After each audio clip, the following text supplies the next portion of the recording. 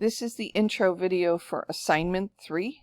It's pretty simple. We're working on typing this week.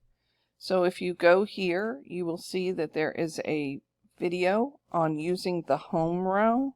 This row here is considered the home row on a computer. And I'm going to show you where you can be resting your fingers.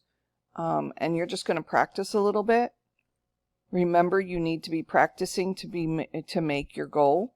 So go ahead and watch this, and then it's just going to show you where you're going to put your fingers.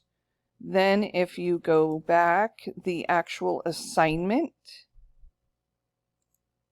is you're going to go to this link and you're going to practice the home row.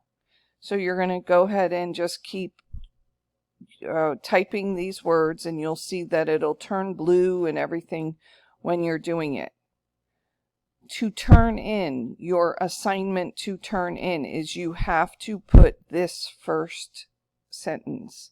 So add, all, alley, aft, og, ask, afford, and a jar. That's all I need, is just put it on the assignment and submit it. And I will know you have at least gone through the home row, and that's what I can do at this point. As always, if you have any questions, please message me. Have a great day.